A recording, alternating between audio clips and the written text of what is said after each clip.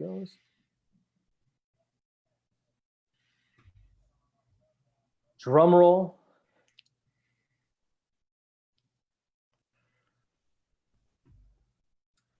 Yeah, I see it. Is it live? Yep. We're live! So excited. It's okay. This is the first Facebook Live I've done for the Board Game Binge group. The intent of this group is to create unique content that you can't find in other board game groups. We're going to bring on guests, such as my guest today, who's pretty deep into the board game world. Hopefully, we're going to bring on some developers in the coming weeks as well. But the idea here is just to give people who love board games, who maybe are developing games of themselves, maybe they're doing Kickstarters, or just have general interest, some new and interesting content to be part of. So without further ado, I am super stoked to introduce my guest today, Mike Barnett, the creator of the Newmarket Board Game Meetup Club in Newmarket, Ontario, Canada, for our friends who are maybe watching from outside of Canada. He's also a curator of a massive library of games and also a Kickstarter Superbacker. So, Mike, welcome. How you doing, man? I'm good. Thanks for having me. Oh, thanks for joining us. We're going to try to keep these to about 15 minutes. So if somebody is just watching or joining in or watching the replay, don't worry, this isn't going to drag on forever. Really, we're going to try to get this into some bite-sized chunks.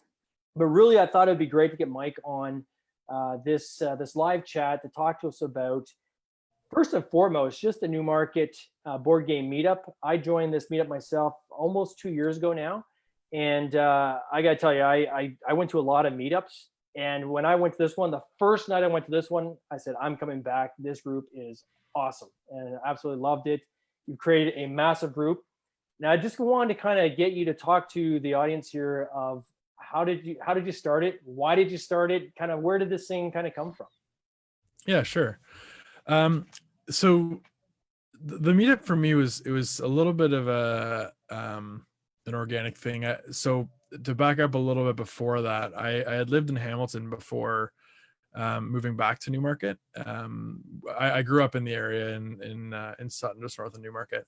But living in Hamilton, I had kind of rediscovered my love of board games. When we were kids, we played a lot of board games with the family, and I had gone into a small hobby shop in Burlington one day and just saw a couple of games and remembered I've had Dominion Intrigue for years and had picked up it was Ticket to Ride Europe and either Small World or Seven Wonders. I can't remember exactly which game it was at this point, but I picked those up and took them home and kind of was reminded of what I loved about board games. And so I found a little group in Hamilton that was meeting regularly and started joining them. And we played together for the remaining, I guess it was about a year and a half that I played with them. So fast forward to 2015, we moved back to Newmarket. And so, of course, because I'd been part of this group in Hamilton, I immediately started looking for a group here. And there really wasn't one. So we had one small group that was more focused on miniatures games. They did play a few board games, but it was mostly like tabletop minis, that kind of stuff. And so I met up with a couple of local guys and we played some games together, but I was really looking to create a more formal group to kind of make a space for people in Newmarket to come out and enjoy games, to be able to introduce people to games, because I love playing board games and I love introducing other people to games as well. So shortly after we moved, I think it was within the month that we moved, I had created the meetup page on meetup.com and got a little bit of interest. There were a few people who joined the group. I sent out a couple of emails but didn't really do much with it throughout the rest of that summer because we were still like unpacking and getting used to the area. Yeah. So then somebody reached out to me and was like, hey, are you ever going to like set up the first meetup for like the first meeting for this group? And I was like, so yeah. You actually started the meetup group, but you didn't actually have like a meetup location or anything set yet? No, not yet. No. Oh, okay. No, because I was like, oh, maybe I'll just host it at home or the library or whatever. I had looked for space, so I knew generally where we could meet. But eventually, enough people encouraged me to do it, and I kind of asked some questions of the group and said, hey, what do you guys think about this? Where would you like to meet? How many people are actually interested in this?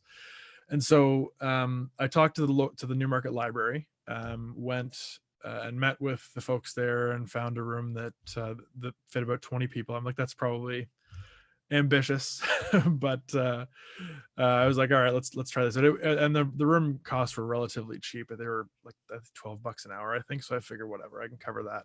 Sure. Yeah. And then as the meetup gets going, we can sort something out. And so the first one was in October, and we ended up having 13 people. And I was like, that's amazing. Like 13 people coming out the first time. That's amazing. Like I toured a lot of meetup groups and they didn't have 13 people. Yeah. So we got really fortunate with our first meetup. And the funny thing was, the second meetup, which I think was either 2 weeks or a month later, we had 26 people, I think. Wow. So we ended up like having more than that room is technically having capacity for.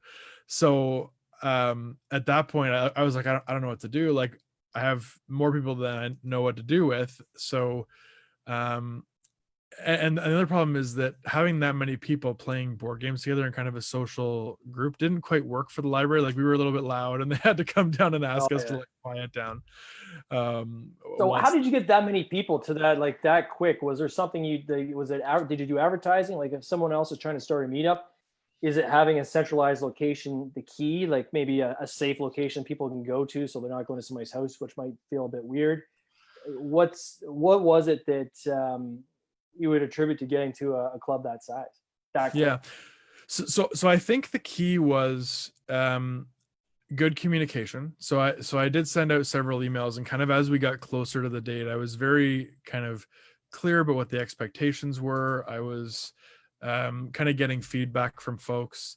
And I had a couple of people. So one of the guys who I was meeting with at that time kind of joined as kind of a co-runner of the group to make sure there were two of us there who could teach games, just to make sure we could cover everybody. Yeah. And then, yeah, the venue was a key piece. Having a venue that was central, that was public, that was non-threatening is a big deal. I mean, that's something that I've struggled with a bit over the years, because we have changed venues a few times. Yeah.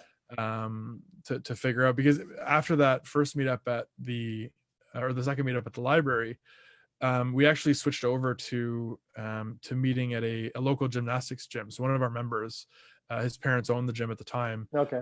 And so they offered, they have like a little loft where people can kind of watch their kids as they do gymnastics.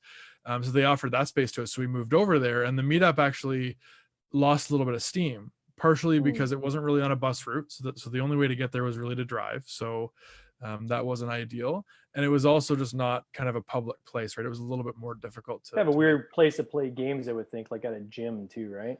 Yeah. So I mean, we still averaged anywhere from like 8 to 15 people. So it did pretty well, and we got a decent crowd coming out. But yeah, eventually I had to reevaluate the venue, and we eventually evolved into the two locations that we meet today. So how many people now are part of this group? There's like, you're in the hundreds, I think, are you not? Yeah, I think we're up to 700 people registered to the group.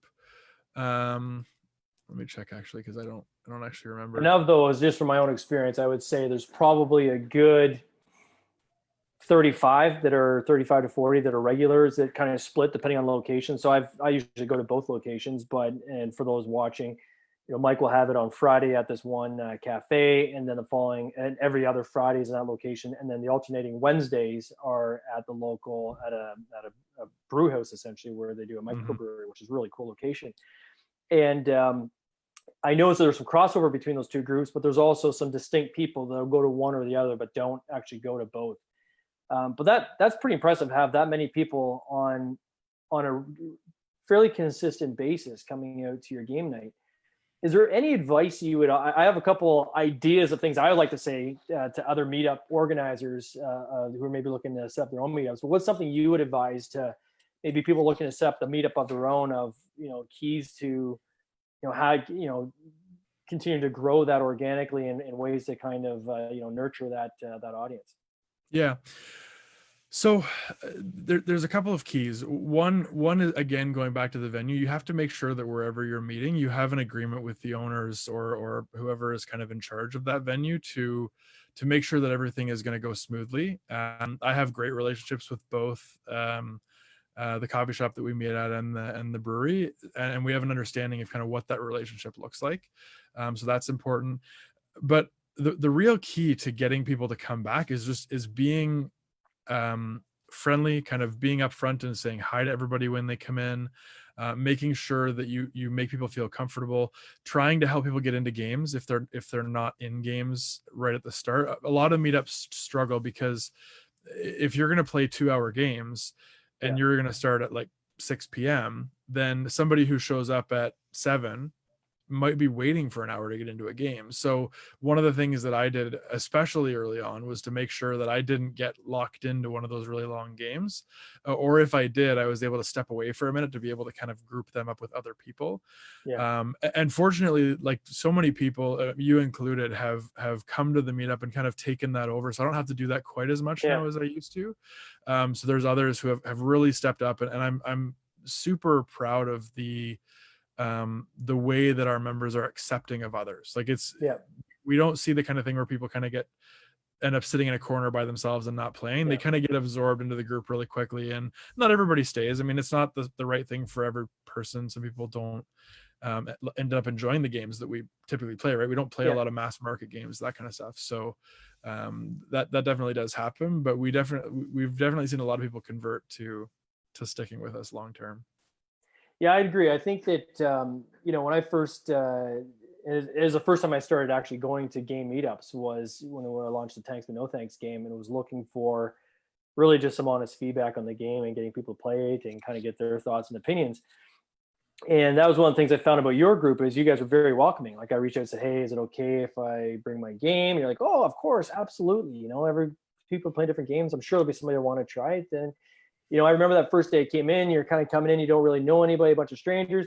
You guys were super welcoming. And when I compare that and contrast that with some of the other meetup groups I went to at that same time, there was a lot of groups that weren't like that. Walked in, it was very cliquey, or everyone in the room is just playing Magic, or everyone is just playing D&D, or there wasn't a good mix, and it almost seemed like an us versus the outsiders vibe at most of these places you go to. So any advice I'd offer to anybody looking to start a meetup group, especially for board games, I think is having the public place. Food and drink for me is key, although I am that guy that actually spilt a full beer on somebody's game. Sorry, James, again. It's I think that's important because I think most people like to kind of snack and socialize. I know there's many of these members that'll even come there and that's their night out to have dinner. So they'll have, if it's at the cafe, they'll have, the amazing sandwiches that Cardinal Press makes, or if it's at the brewery, they'll have a slice of pizza and a pint. I think that's key, but I think that above all is the welcoming attitude, right? And I know that I try to pass that along and pay that forward when new members come in. I see somebody new come in, it's a face I recognize, say, hey, is this your first time coming here? Hey, by the way, that's Mike over there. He's the one that organized this. Hey, you can join any of these games here. We're about to start one. You want to come join us? What kind of games have you played? And really just trying to make people feel welcome because they're coming because they want to socialize, right? At the end of the day, they're coming to connect with other people. So if you're starting a meetup about board game groups, if you want to have a clique, do it in a house. If you want to socialize and create a community, do it in a public place, but then embrace people when they come in and try to make them feel like they're part of the community. So that'd be the only kind of advice to give for that. I want to jump over though to your board game collection. I've seen pictures of your basement where you literally have a full wall of your basement is just game. How many games do you have? So Best guess. I'm sure you don't know the number. Yeah, I don't know exactly how many, which is probably a bad thing. But right now it's somewhere in the neighborhood of 1,000 games. That's a lot of games. That's like it is. Sickness, it is. Right? Yes, it is. It is a bit of counseling for that. Yeah, I should be. My wife tries to get me into counseling constantly for it, but it's been interesting actually. So I started collecting back in. It was 2012, I guess, that I went to that kind of hobby shop and picked up the first couple of games. Like I said, I had bought Dominion Intrigue way back when my wife and I got married when we were living in Ottawa, which is that would have been 2008, 2009. So I had that game for a long time, so I kind of was aware of hobby board games. There was a guy who I knew in Ottawa who got me into some of the more classic games. So I played Catan, of course, but Bonanza, which is like an amazing card game that's been around for a really long time, as well as El Grande. So two games that I still love today. I played those way back then, but like I said, I kind of fell out of it. So in 2012, I started collecting again. We kind of, at the time I had a lot of disposable income, so I was able to kind of acquire a lot in a very short period of time. And I was like brand new to the hobby, and like a lot of folks, you just kind of, you buy anything that sounds good. And so I kind of went through the Board Game Geek Top 100 and So you're buying based on reading up on a game, not necessarily playing a game. Yeah. Wow, a lot of it was just kind of knowing what my tastes were in games, and they've changed over the years too. But at the time, knowing what my tastes were, I bought a lot of those games. And so I saw it as kind of a bit of a collection. Like I was trying to collect, because but even back in 2012 and 2013, there were still some games that would go out of print and you weren't sure if they were going to come back. So there's some games that I've bought kind of on that a bit of a fear of like missing out, right? Of not being able to get that game in the future. And I mean, there's some of those that I've never even played, right? They're games that are just still sitting on my shelf. And I mean, hopefully one day, I mean, my kids are getting older now and they're going to be able to play. Maybe crack them open, or will get to a point where like, now it's a collector's item. I can't damage this box. It might be worth something someday. I mean, a lot of them have been reprinted. That's the thing, is that there's so much demand now for board games that a lot of those ones that you kind of thought wouldn't come back did. So that they haven't ended up having that problem. So, but yeah, it's been a journey. I'm at the point now where like I just have too many. So I'm starting to kind of pare down a little bit, trying to, I mean, I do want to still have a collection of some of the like my really favorite games or some like IPs that I love, like for example, StarCraft, the board game. I'll never part with that, because I've played StarCraft all through my childhood. But there's a lot of games that I'm just trying to kind of slowly get rid of as I play them, or as I no longer want them anymore, that kind of stuff. So I was saying to Bobby, I was talking to him the other day, and I said, Mike's got more games on his trade list. Like you've got a list of games, and anybody who knows you have your list of, hey, these are games I'm looking to get rid of, sell, or trade. You have more games on that list than I own. That's a lot of games. But I mean, my own collection, I would say, is it is addictive, because I know since joining the Newmarket board game, my for sure my collection is double what it was before. I don't necessarily read up on stuff and buy it. What I'll do is, if I play a game and I like it a lot on that first play, I'll usually go and buy that game, right? So I've got a number of games I've introduced to my family and friends that were games that I never even heard of. But being at that meetup and having a chance to play it and try it, I'm like, that's actually pretty cool. I think I'm going to get that game. That's also inspired the development of some of the other things I've worked on, like the most recent Queen of Scots game, and the Nutty Squirrels game that's coming. Well, Queen of Scots is based on the history, but more the Nutty Squirrels game that's coming was completely inspired by some of the press your luck components of like ink and gold, part of the like a saboteur where you're building the board with cards. So those kind of nuggets you can then draw from when you're creating some of your own games and your own properties. So I would encourage any developer out there, and I'm sure many of them have probably played way more games than I ever have, but for those people who have an idea for a game, doing something as simple as joining a meetup will give you a chance to try so many different games that might help you actually make your game that much better. So that'd be my advice to them. Now, Kickstarter, you are a Kickstarter backer. You're a super backer, in fact. How many Kickstarters have you backed? So I just checked before we started talking. I have up until today backed 325 Kickstarter games. That's a lot of games. How many of those have been successful? So what do you mean? Like in terms of how many haven't been canceled? Yeah. So like, for instance, I have on my list, I think I'm at like 24 games I've backed. Of those 24, there's like 6 that actually stuck, right? Okay. They just didn't hit their target or whatever. So of that 325, and this is another thing I find, is people who are backers or super backers will typically take a chance on games, or sometimes they'll say, I'm gonna back that game because I want to try to help them out, knowing that they may not make it, but at least I'm gonna kind of toss them a bone and see if I can help them. So of your 325, would you say there's a percent, like a 20% of that just don't stick, or? So I'm pretty careful about what I back. Okay. A little more so now than I used to be. Yeah. But I tend to stay away from campaigns that I don't think are going to fund. So and that's not always true. I mean, I would say that it's probably only about 5% of those that haven't actually funded. So a relatively small number of overall campaigns. I mean, there might be a few more than that, because some of those are campaigns that might have been canceled for one reason or another and then relaunched again later. So it could be as high as 10% maybe if you add those numbers in. But yeah, for me, I like to back sure things, Interesting. because typically I want the game, right? So typically I want that game, and so most of the time I'll take a look at what their funding goal is. I'll take a look at I honestly, I rarely watch Kickstarter videos. I could probably count on the fingers of both hands the number of Kickstarter videos I've watched for games. Really? Yeah, and that's just me. I tend to be a reader rather than a video watcher. I much prefer to have a like a written, even like news, for example. I much prefer to have a written news article than to have a video, just because I like to be able to kind of go back and reread stuff easily. Sure. It's the same for Kickstarter. I tend to dive into the campaign page and want to read through everything. So read through the description of the game. Of course, read about like shipping and any other risks like that, because I understand some of the challenges that have existed with certain games.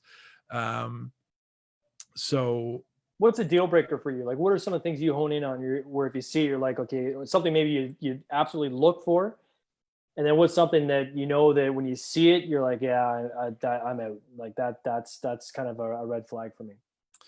So one of the things that I look for is quality components. Like I really appreciate a game that is made with quality cards, quality cardboard. I do have several miniatures games. I don't tend to back a lot of those if I don't think I'm gonna like the gameplay, but I don't mind a bit of bling in a game. It's nice to have those minis, even though I'm not a huge painter. I've painted a very small percentage of my overall games, but I still like having the plastic. But for me, the key thing for me on a Kickstarter page is, can I understand from the description what this game is about? And it doesn't need to be like a really in-depth description, but it does need to show me that the developer of the game has some knowledge about board game design in general. So whether that's talking with kind of the language of board gaming, like about the mechanics that are used, and again, not a big flowery discussion about it, but that they kind of get what their own game is about. If that seems messy or unclear, then I probably won't back it, unless it's a designer who I know and I just know their stuff is good. They may just not do very well at that. You back me where all my descriptions are horrible, but I appreciate it. Well, you're getting better. Each one is getting better from last. So no, but I mean, I've played your games, right? So it's very easy for me to back your games because I know the end product that I'm getting. But yeah, for me, it's really that kind of clear understanding of from the developer, from the designer, that they know what their game is about. Also that they understand Kickstarter, that they understand the risks in Kickstarter. They understand, like, I don't need stretch goals in a campaign. For me, if the value of the game seems reasonable for what you're paying for, I don't have to have stretch goals. That's I mean, it's nice. I mean, I never mind getting more than kind of what the initial promise is, but I will more frequently back based on the initial promise, rather than looking at the stretch goals and thinking, well, hey, I'm going to try and push this game to that next stretch goal. That's not really me as a backer. There are lots of folks like that, just from people who I've talked to in the past who kind of really want those stretch goals.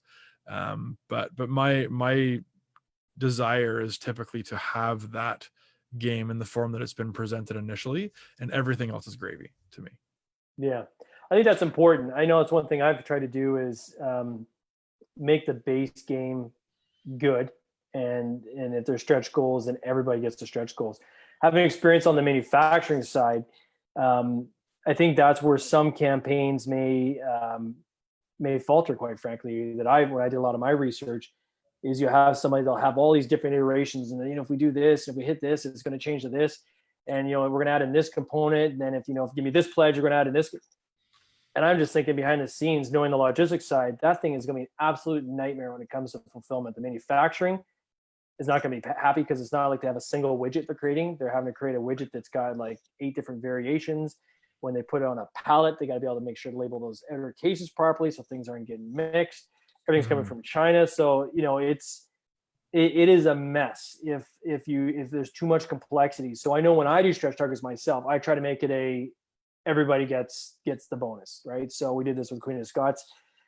Get the coin, everybody gets the coin. So it's very, very easy for us at the manufacturing plant to say, while you're doing that, change it to this, but change it to that for all those widgets. Number one, your cost is going to be lower, but two, just from a fulfillment standpoint, it's much, much simpler. One of the pieces of advice you'd give me, because I often ask you your opinion, I value it. You obviously have a very deep knowledge in board games.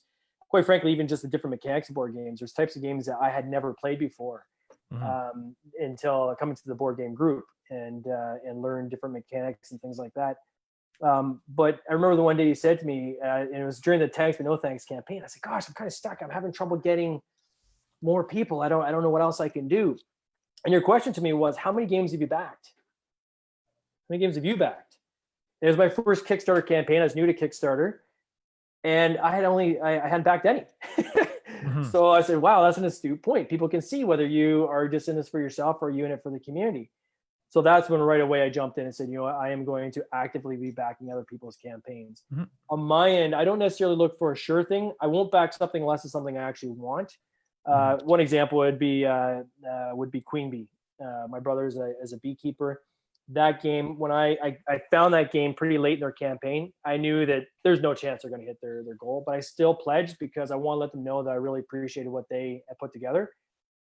They didn't hit their goal. They dusted themselves off. They tweaked it. They came back, and I was able to pledge again, and they funded the second time around. So you often see that that story of people that they fail and they don't take failure as a failure. They take it as learning. They recalibrate, they retweak, and they come back at it again even stronger. So, but I think it's good for people who are doing their own Kickstarters to see these different perspectives, right? You're going to have your people who are super backers, who will back a lot of games and they're in, but you got to make sure you're hitting kind of the sweet spot of what they're looking for. This is great feedback about making sure you have your act together in your description up at front. I'm going to make sure I put more time behind that on the next game. But also some of these it's good to know that, game quality and game design is more important than stretch target. I do often see sometimes stretch targets where it'll be like, we're going to have cards, and if we hit this level, the card's going to be varnished. And then if we hit this next level, it's going to be a linen finish. And it's like, were they kind of planning to be a linen finish from the get-go? And they're kind of starting at the end part and kind of working back to put in kind of these, for lack of a better word, fake stretch targets just to have the stretch targets in there. And is that important to show some kind of stretch or not? Queen of Scots, for an example, my plan was to have no stretch targets in it at all. We knew we wanted to get it out fast because again, it was dedicated to my grandmother who's 102. So it was important for us to hit market ASAP. And but then I had some super backers come to me and say, "Hey, I backed you. Congratulations. I think this is great. Are you gonna have any stretch targets? Is there gonna be anything else?" So that's when we came back and said, "Okay, let's maybe we can do a coin or something we can toss in the box afterwards. It's not gonna disrupt the manufacturing process that's already underway." Yeah. I don't know what the answer is to that. Which is the better solution? I don't know. What's your thought on that? So in my opinion, you can't make everybody happy. No. And I mean, my preferences are not going to be the preferences of a lot of people. It's one of those things that as a Kickstarter, I mean, this is why I haven't really gone into Kickstarter, because it's not my forte. I don't have a game that I've designed right now. I've kind of played around with it. You could design a game. You have enough base knowledge. You could probably crank out a couple good games, I'm sure. Maybe. I don't know if it would be a good game, but I might try one day. But I mean, I think the key is clear communication. So what I appreciate, and I mean, you and I have talked about this a little bit before, but one of the things that I appreciated is that you said from the front that you wanted this game to be the best that it could be out of the gate. So like no kind of putting in faux stretch goals. I mean, that does happen. You can tell when a campaign has planned up front. Like if you look at some of the really big campaigns from big companies like Simon, for example, you can tell that they've done a lot of development ahead of time, and they know what those stretch goals are going to be. They've developed additional characters and things like that, which is totally fine. Like I like that kind of stuff. I like that they've put that thought in. Like that's not a bad thing to me.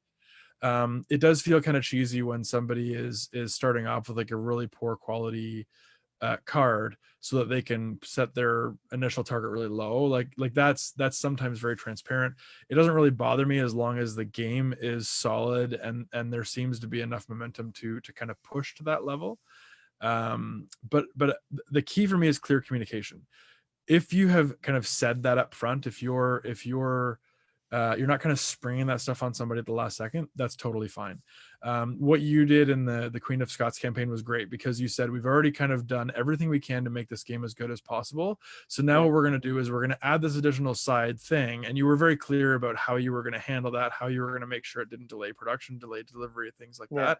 That for me is key. Like clear communication is a key component of that. I worked in tech support for a number of years. Back in the 2008 and so 2010, and the one of the key things that you kind of get out of that is that communication is the key to everything there.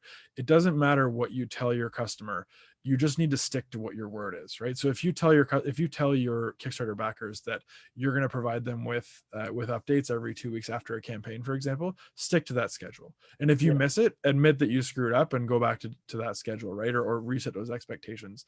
And that's the same thing with stretch goals. It's the same thing with the quality of your product.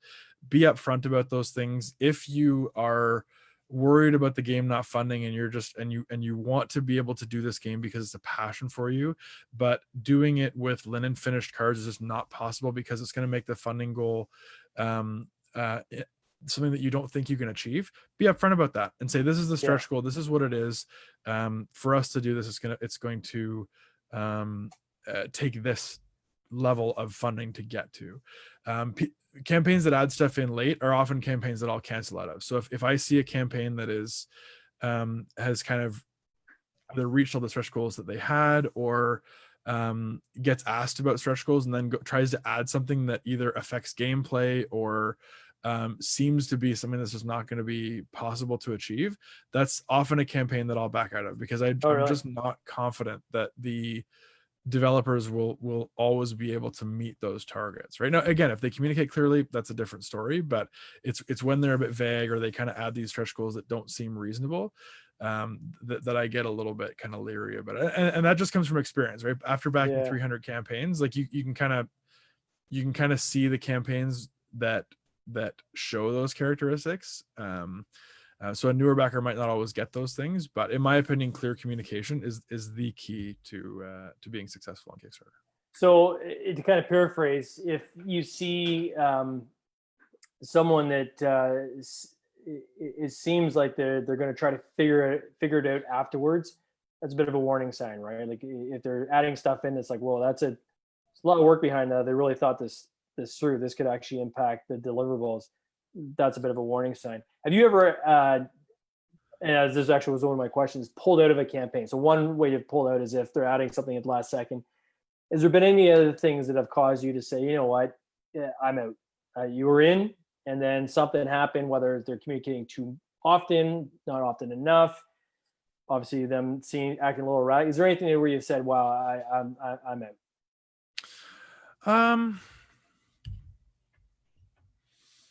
I don't think so. I mean, there's been a couple of campaigns where I've done some research on the developer or the publisher or whoever, and come to the conclusion that I don't want to be backing their games based on past things that have happened. Oh, okay. That kind of stuff. I mean, there's a lot of kind of well-known campaigns that have had problems for one reason or another, and you can kind of find descriptions of those on Board Game Geek.